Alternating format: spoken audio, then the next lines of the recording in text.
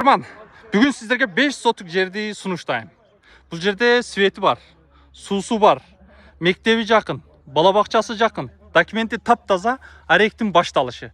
Ош Ноокат жолунан 1 километр кирип келесиз. Жана Курманжанатка мектепти билесиздер, Жапалакта. Ошондон кирип келесиздер. Ноокаттан түшүп келе жатып солго киресиздер, Ак Тилектен өтүп, Жапалак көзү жөнөгөнө Курманжанаттан оңго кирип келесиздер. Чектелген жерлери бир сыйра токтолуп өтөйүн. Мына, чоң кыркылган талдан түп-түз мына айдалган жер. Мына бушка чейин барат экен. Үйдүн артынан бир 2-3 метр ташталат экен. Мына жер сизге карап калат. Магазин кылганга болот, офис кылганга болот, частный мектеп курганга болот, частный бала бакча курганга болот. 5 сотук жер, $10,000 чейинки машина алмашуу жолу бар. Калганын акчалай берсеңиз болот. $45,000 түшүп берүү жолу каралган.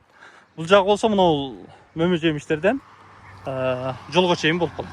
Мына өзү жигиттин күлү тракторум да бар дейт. Эгер сүрдүрүп тегизде бер десе, муну теп тегизде кылып берем дейт. Кыскасы абдан ыңгайлуу. Биринчи линия аламын деген агане досторго бөлүшүп койсоңуздар болот.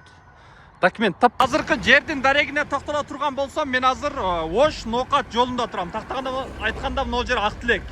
Жа Западныйдан Ак Тилек киресиз, Куруктан оңго бурулуп бир 500 метр кегенде могу Курманжанатка мектеп. Курманжанатка мектептен өткөндө эле жол чырак бар. Жол чырактан бул жака бир 1 километрде киресиз. 900 метр ашыгара. Бул жагы болсо Ноокатка, Кызылкыяга, Баткенге кетет.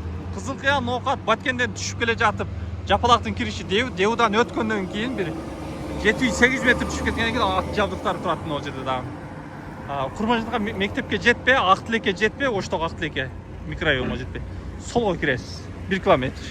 Мектеп, бала бакча, жолу асфальт, биринчи линия, свет, суусу, мектеп, бала бакчасы жакын. Магазин кылганга, офис кылганга, дегиса частный мектеп, частный бала бакча кылганга абдан ыңгайлуу. Биринчи линиядан 5 сотук жерди сунуштайм. Документи таптаза